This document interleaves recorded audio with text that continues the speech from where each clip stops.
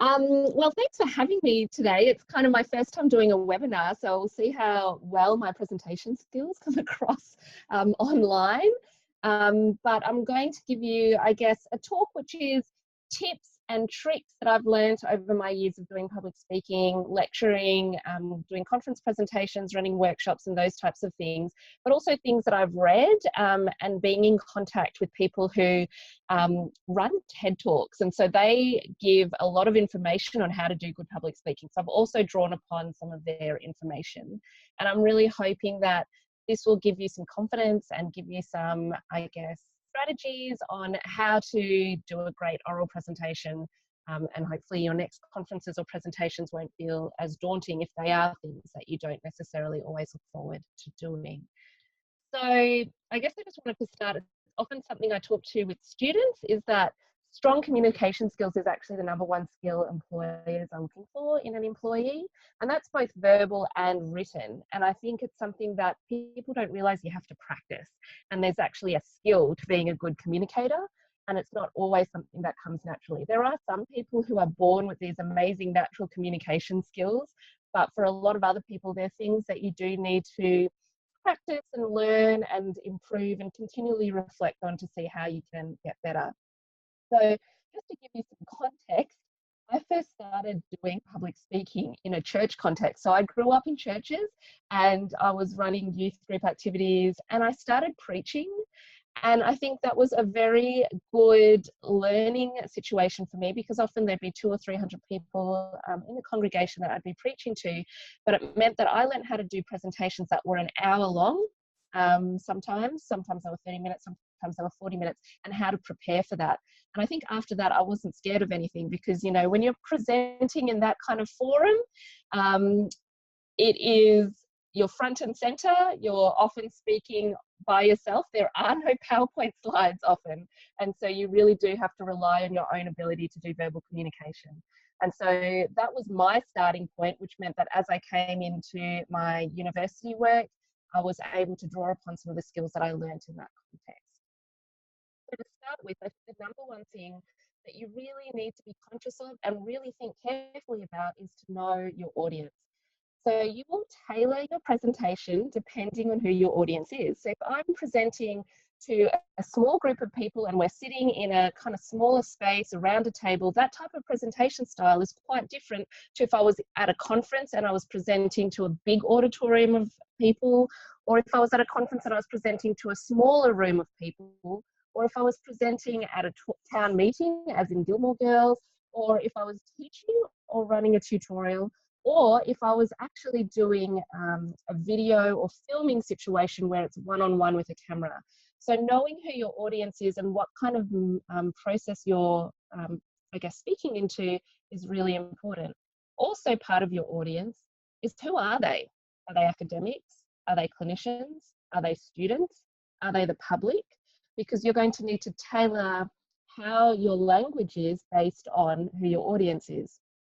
So, for example, my husband is a neuroscientist and he often has to give talks to the general public, and he's talking about Alzheimer's disease. He's a bio person, and so he's often looking at very clinical, chemical, biological pathways, which can be quite complicated.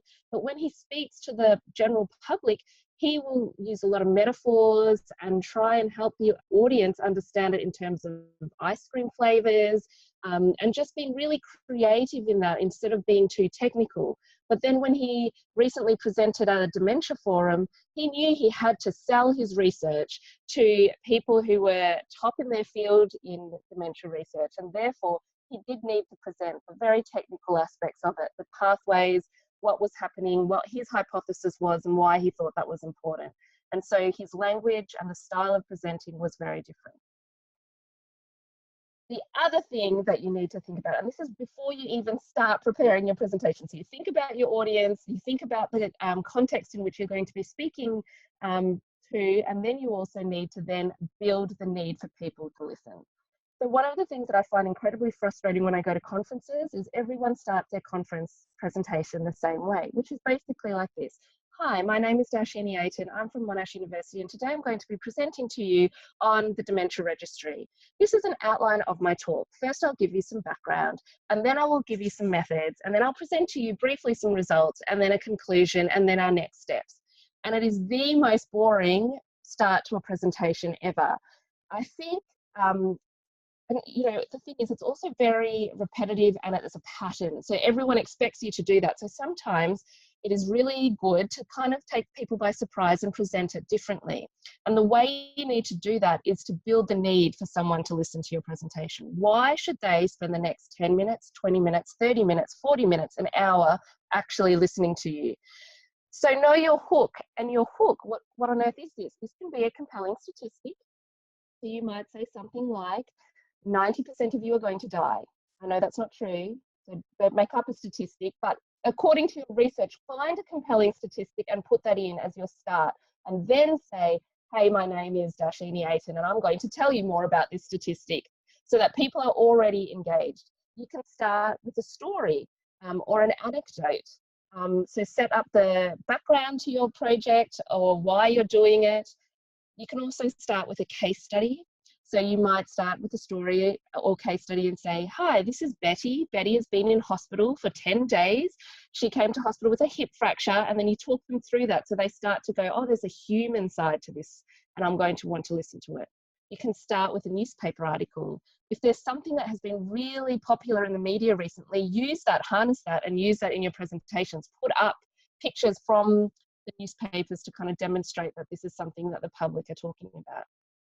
Start with a picture. So all of those kind of things are things that will be able to, I guess, hook your audience in, and hopefully they will go, yes, I need to listen to this talk. And this is the concept which TED Talks use, which is about create curiosity. You want people to be like, hang on, what's going on here? And I want to listen to this.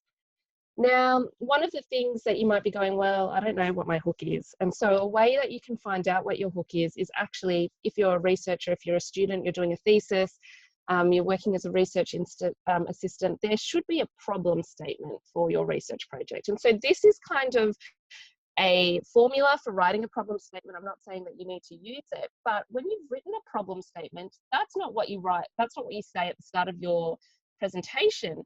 But your problem statement should have clearly identified what the problem is, and then reword that as your hook. Why is your research being done is generally the hook that you need for your presentation. So you'll be getting a copy of these slides, so you'll see that template, and hopefully you can use that to help you. The next thing to think about is the structure of your talk. So your talk is a story, okay? It's not just about laying down the facts for someone without having a thread that ties it all together. There should be a very clear beginning, middle, and end. You do not want to be in a situation where someone says, hey, what was that talk about? And someone says, I don't actually know. So it needs to be very clear, what is the point of your talk? What is the story of your talk? So that someone can actually respond to that question and say, hey, this person really talked to me about how important volunteers are in the hospital setting for providing support to the people with dementia or delirium. One of the people that I've read about in terms of public speaking kind of said this phrase in terms of structuring your talk. You need to be saying what, so what, and then now what. So each section of your talk should progress through those phases. What is it? So what? Why is it important? And now what? What are you going to do next? And so I think that's the message we often get from the outline slide at the second slide in any conference presentation or any research presentation. Generally, your what is your background, and your methods kind of section. So what can be your results and implications, and now what is your next steps. But don't present it like that. Be a little bit more creative. But sit back and think, okay, do I have a beginning? Do I have a middle? Do I have an end? Do I have a thread that goes all the way throughout? And one of the ways that you can check is, what are your key take-home messages?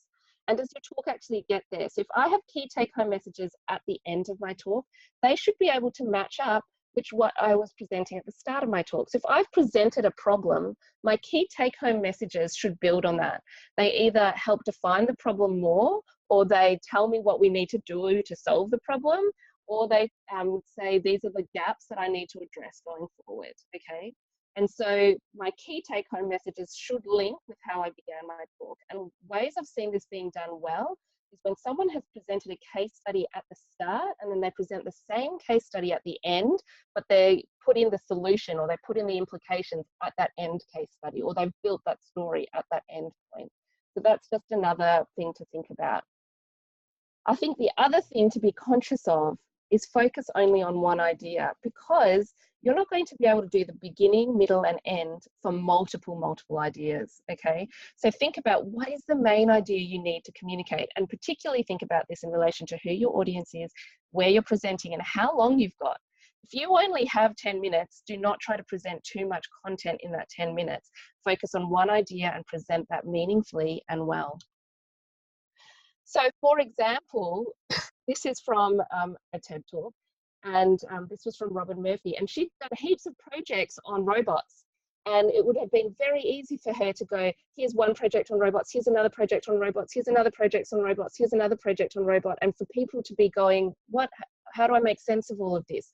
But I wanted you to have a look at how she introduced her talk.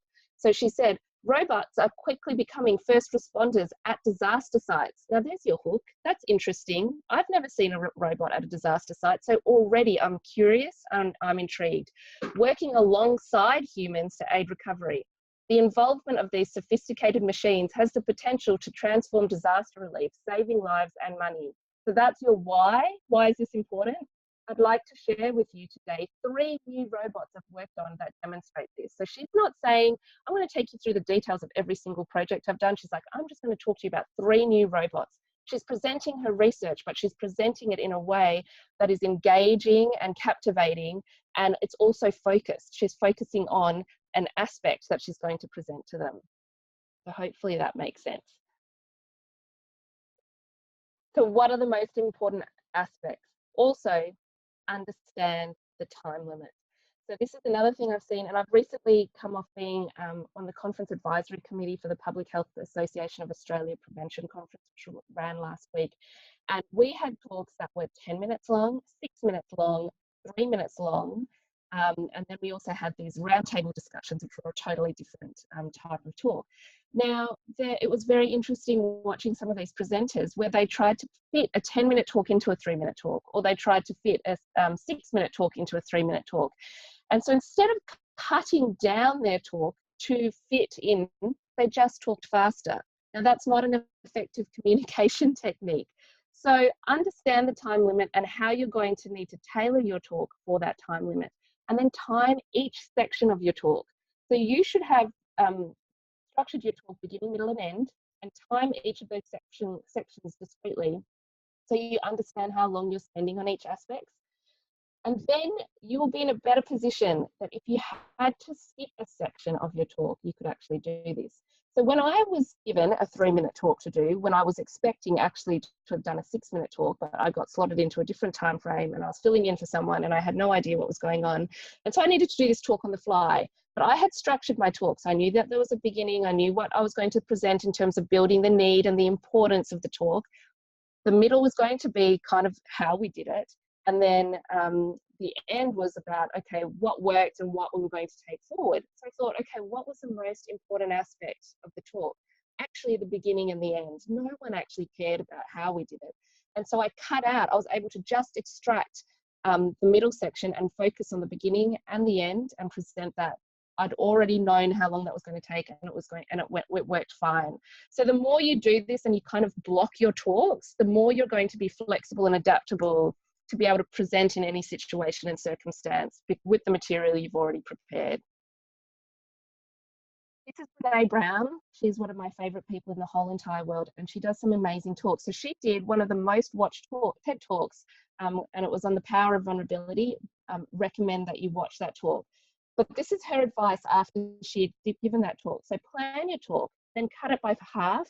After you've grieved the loss of that half, because it can be heartbreaking, cut it by another 50%. It's seductive to think about how much you can fit into 18 minutes. The better question for me is, what can I unpack in a meaningful way in 18 minutes? But don't think about, I'm just going to blurt out all this content and they're going to get it and it's going to be all fine. Think about, how can I unpack this meaningfully for my audience so they get something about it out from my talk? because a talk is actually giving to your audience, not taking from your audience. So you need to give them a good experience, and you need to give them something that is powerful. And so plan for meaning, not for content that you're just trying to squeeze in to get through it. So I think this is a really useful tip. But again, this actually speaks into being very structured and practiced in what you're doing, and to be putting a lot of thought into how you're going to be presenting your talk. The other thing I would say, we're moving into the section now, which is all about language. So we've kind of talked about structure, and we're going to now talk about language. Use confident and concrete language. So do not get up there and regurgitate a textbook. You need to be really specific and applied.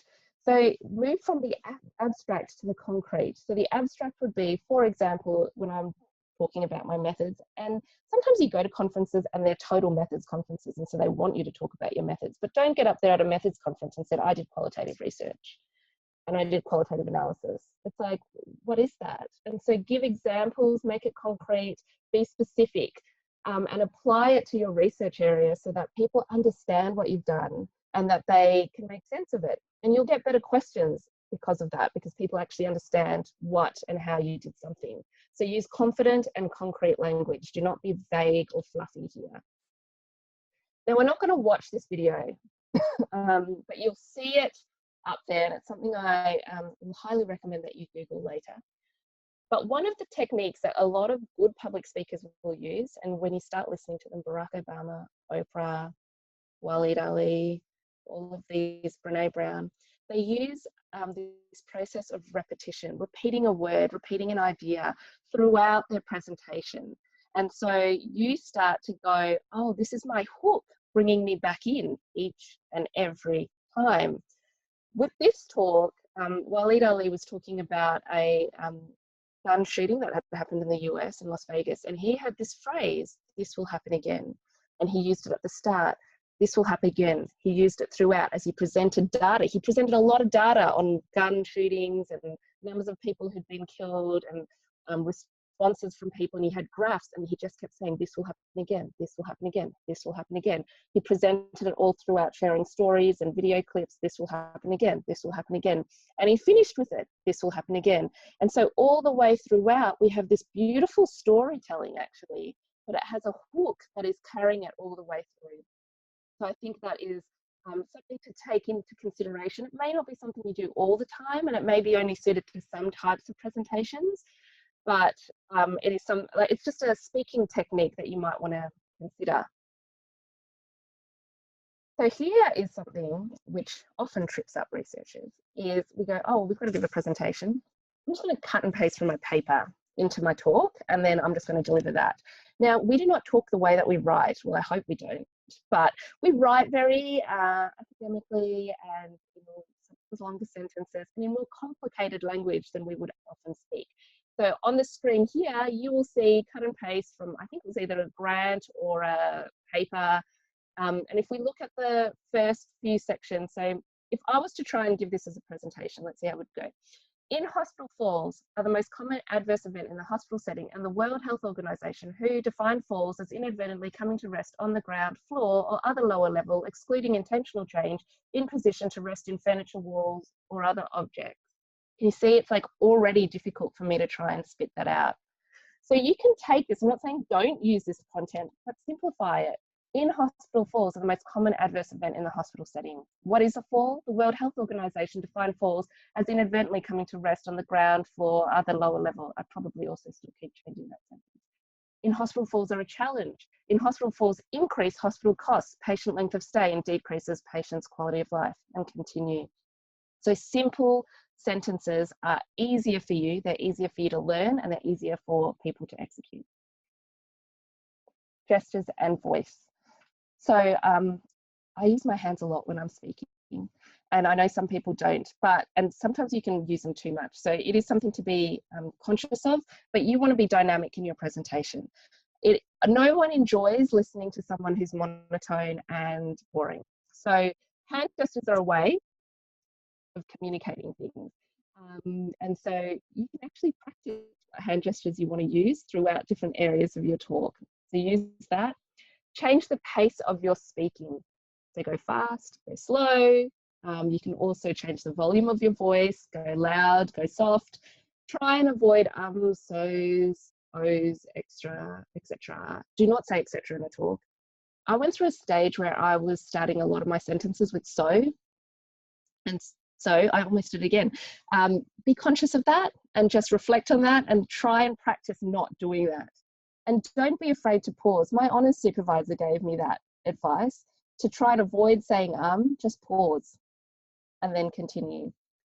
I'm not saying are totally bad, but when you use them too much, it can very much make you sound like you don't know what you're doing. So just be conscious of that as well. Oh, yes, do not ramble. So this is something that I think really comes down to respect. You've got to respect that people are taking the time to listen to you. And so get to the point. Do not go off on a tangent and ramble and rant and rail. But also, when people do that, the audience often is sitting there thinking, oh my gosh, this person doesn't know what they're doing. And it can be very uncomfortable. I don't have confidence in this person's ability to communicate. So this happened to Trump recently. And, you know, all these memes came out saying his speech had gone off the rails. You do not want that to happen for your talk. And so very much be conscious of not rambling. Now, if it is a more informal presentation or you're speaking to people that you know really well, that might be a little bit of room for you to be able to ad-lib a little bit and be a little bit less formal.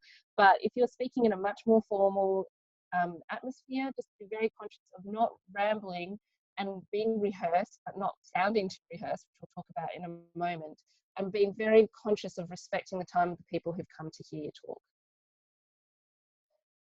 The other one is to make eye contact. So a way you can do this is practice in the mirror, actually. Practice looking at yourself in the mirror.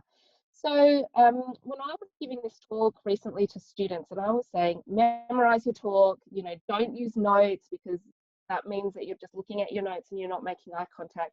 And then I had a few students who actually got quite scared about that aspect. I regretted doing that because I don't think it was fair. I think the thing is, you can use notes, but you want to be an engaging speaker. And so if you are using notes, you need to be very conscious of making eye contact with the audience. And eye contact is incredibly powerful, actually, because it keeps your audience connected to you and engaged with you. Now, some people will say just pick one person in the audience and kind of keep making eye contact with them. So you'll have a great connection with that one person. But I would say it's probably better for you to do a scan of the room and make eye contact with different people as you're scanning through. Which is actually why I'm finding this webinar quite hard, because I can't see any of you, so I can't make eye contact with any of you. My husband always uses notes when he talks, but he practices and practices and practices. So he still memorizes his talks, but he will always have notes there so that if he needs to, he can look down and then look up again. The other thing that you can do is while you're writing your talk out, put in little like smiley faces as a trigger for you to look up and make eye contact, or memorize little bits that you feel comfortable with delivering without notes. And so they might be the storytelling aspects, they might be saying your results, for example. So those aspects then you're making a lot more eye contact with, and then the aspects where you kind of feel like there might be more technical information that you want to make sure you cover well, you might then refer to your notes for some of those aspects. When I first started doing preaching, lecturing, I memorized every single one of my lectures. Do I do that now? No. And I think because I'd spent all of those years actually building that skill, now I've got to the point where I can just create the slides of a talk and do it without having to write notes or memorize a talk. So you do get better at it. And I think that's a big thing to kind of keep communicating. Give yourself little goals of how you want to improve each time you're doing a talk. So you might say, okay, this time I want to be able to deliver my talk with minimal ums. This time I want to deliver my talk with using no notes. This time I want to deliver my talk and I want to be able to make eye contact and use lots of hand gestures and be really engaging. And so give yourself little goals. Don't expect to get there in one leap. And I've done this over, you know, a period of 10 years to get to the point where I have. My next piece of advice is practice, practice, practice. So as I said at the start, this is actually a skill. It's a skill that gets developed, and the only way you can develop it is to actually practice. One of the things I do, and particularly if it's a really important talk these days, I still practice talks. If it's, for something that I'm a bit nervous about, record your talk and listen to it and listen to it back. So one of the things that you can do is on your iPhone, use a voice memo, record yourself saying the talk exactly as you would like to do it, including your voice intonation, so going loud and soft, fast and slow, and then just keep playing it back in your headphones as you're doing other things, and you'll start to learn it quicker. So that's just another tip, but it also tells you where you may need to improve some of your talking related aspects. So practice, practice, practice. And then, because I'm a teaching staff member, I do have, do I have a comment chat? No, that's just me. Oh, that's just you. Okay. Sorry. Keep going. Yeah, last slide. So I've just given you homework because I thought that might be useful. So there's this amazing book on TED Talks, the official TED Guide to Public Speaking by Chris Anderson. You can get it on, what is that? Download Kindles, and it's like $5 to download electronically. But it gives you a lot of these tips and goes into a lot more detail about how TED equips their speakers to do their speaking gigs. I would also watch a lot of talks on YouTube of people you admire in their public speaking and actually dissect them. What are some of the tips and tricks that they use? And then also listen to podcasts. Again, that is another way of verbal communication. How are they speaking? What are some of the tips and tricks that they're employing to keep the audience engaged? And particularly with podcasts when you can't see them, what are some of the things that they're doing? So I hope that was helpful. Now is your chance to, I guess, ask questions or not. And yeah, hopefully that was good information for you. Great. Thanks, Darsh. Lots of questions on my end. Okay. But let's just start off with the comment that I put into our chat room box. So what are some of your pet peeves, and this is to the audience, when you watch other presenters? And I see a lot of them sometimes, and that just really gets me. Things like moving around too much. So I've seen presenters roaming, getting further away from the microphone, and it's like, no, stay closer. Or having a water bottle in their hand and constantly sipping while they're talking. That gets me. We've got a comment from 15526-106. Monotone voice. Yeah. Constantly moving and pacing. Busy slides. Not enough words on the slides. That's interesting. So how much is too much? I think that also comes back to knowing your audience, right? So we actually got some student evaluations back because some of our lecturers had kind of gone to the extreme of only using pictures and diagrams on their slides, which meant that when people went to revise for an exam or a test, there wasn't actually anything in the slides content-wise to help them. So if you're doing it for a teaching situation, then I think actually having some content on your slides is actually really useful. But my pet peeve, and I totally agree with 15526-106, when someone presents and they put up a slide and they say, oh, I know this slide is really busy, or I know you can't see this. And it's like, then why did you do that? Absolutely. What's the point? Yeah. Yep. What else is there? There is reading exactly what's on the slide. Mm-hmm. Yeah. Yes, absolutely. Mm-hmm. I also wrote down, what's your opinion on printing out notes and reading it versus using a PowerPoint presenter and reading from there? So you're basically reading from the screen. Is that to me? That's to you, yes. And to everyone. To everyone as well. Type in your comments. What do you think? Oh, I got distracted by Daniel's comment, which was, is it possible to over-prepare or over-rehearse and be too inflexible? Is that kind of also similar to what you were saying? Because I was reading that at the same time. No, that's different. But let's go with Daniel. We'll go with Daniel and then we'll come back to yours. I think it is possible to over prepare and over rehearse. And one of the things, like TED Talk people have to do a ridiculous amount. Like sometimes some of them go away for like a whole week of like practicing their talks, and they rack up hours and hours and hours of doing that. But one of your keys is to, I think, learn your content so much that you're not stuck thinking about your content, and you can deliver it, but you want it to come across as unrehearsed as possible, and you want it to be confident. So I heard someone compare this to like piano players. You want that the amount of practice that a piano player does before a concert is ridiculous. Like, it's huge. It's often years.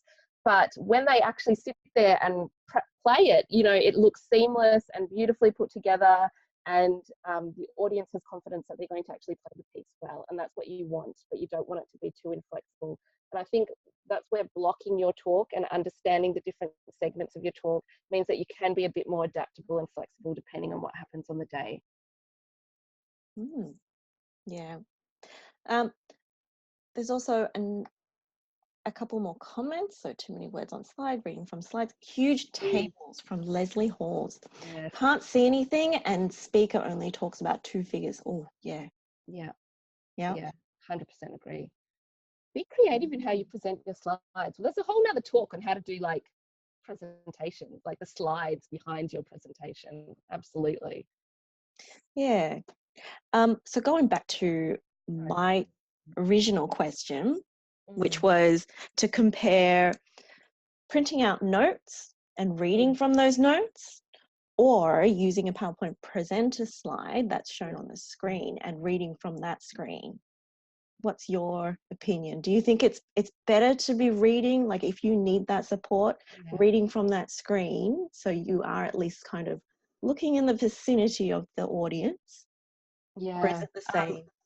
I think come prepared with both if you need notes, because sometimes you get to the venue and you think you're going to have your PowerPoint notes up there for presenter view. And I know in most of our lecture theatres at Monash that doesn't actually happen. So you don't even get to see your notes. It would be amazing if it did happen, but I think I prefer it if it is the presenter view, because as you said, at least you're forced to kind of look up a little bit more. But if all else fails, just use normal notes. Yeah. Leslie also asks, what have you learned about giving a webinar? I don't know, was it good? I'm going to have to get your feedback, because I've never done a webinar before to know whether or not that went well or not. Yes, it was good, is what Penny says here. So Sam also says, I'm yet to participate in a conference, I believe, where you can see your PowerPoint notes. Yeah, they often don't happen. But don't ever go in thinking that will be an absolute guarantee for you. One of the other things is I got an iPad mini when I first started lecturing, and I would have my notes from my PowerPoint on my iPad mini, and I'd just be able to hold that in the palm of my hand and still walk around the lecture theatre with it. So that's another thing that you can also do. Yeah. Another question that I have is, whenever I presented in the early days as a young little fresh student, I always had a shaky voice, shaky knees, shaky hands. If I had a laser pointer, oh my goodness, it'd be like a fly buzzing all around. What are your tips to overcome the nerves? One of the things that people could do is people understand that people get nervous when you talk, actually. And so I generally will, when I'm nervous, start with a story that will calm me down as actually my intro, something that I feel quite confident delivering. And so once I've gotten over that, it actually has warmed me up for the audience. Always take water up there with you. Sometimes I would chew gum because I'd get like a dry mouth when I was speaking. So having gum in my mouth kind of just helped that. I don't have to do that anymore. But I think sometimes just acknowledging that you're a little bit nervous, and you can just make a little joke about it. And then generally what happens is your audience really wants you to succeed. And so they'll sit there and give you all these looks of, you can do it. And, you know, we're like on your side. And sometimes it's just all you need to kind of switch from, oh, this is a scary audience, to here now you have an audience that's on your side and they're really wanting you to do your best. But I think the more you do it, the better you get. And so the more you just keep, it's like exposing yourself to a needle over and over again until you're not afraid of that needle. Just keep getting up there and you'll start to realize your voice doesn't get as shaky anymore. Yeah. I always find if people are nodding in the audience, that's a confidence booster. At least I'm doing something, right? We need to all do that. So if people are presenting, nod at them, because it is a good thing. Smile at them and nod. And be like, Yeah. I'm with you. Definitely. I mean, Penny says beta blockers. Yeah, I'm not going to give you guys drugs. It's an option. It's an option. And she also says focusing on the things that you do know about the whole experience. Yeah, absolutely. Yeah. And what about general tips for preparation on the night before? What do you usually do before presenting? Sleep. Like, make sure you're really well rested. And I think I'm like a queen of routine. So I generally don't practice my talk the night before or the morning of. So I've done all my prep beforehand, because I just want to rest and let that. And that also means that it doesn't come across too rehearsed, because I haven't been rehearsing it in the lead up, like in the 12 hours beforehand. Oh, I like Samantha's thing of Amy Cuddy's power poses. That is true. Watch that TED talk. She does talk about your body language and how you stand up there. That can actually really inspire some confidence. But doing exercise, eating a good meal, and having some coffee for me is probably how I not overthink my talk just beforehand. Mm-hmm. Yeah. A question from Nadia. Any tips on handling questions? I always will go into a talk trying to anticipate what my audience is going to ask me, and that it also comes back to know who your audience is. Sometimes I'll even have backup slides of like, oh, I anticipated this question, so I have a slide on it actually. And so generally you'll know, and particularly if you're speaking on something. So like I've been presenting quite a lot on a program where volunteers go into a hospital to provide support for patients with dementia and delirium. And Penny also worked on this project with me a few years ago. And I know the number one question that I get, particularly if there's a nurse in the audience, is, isn't this taking away from the nurse's role?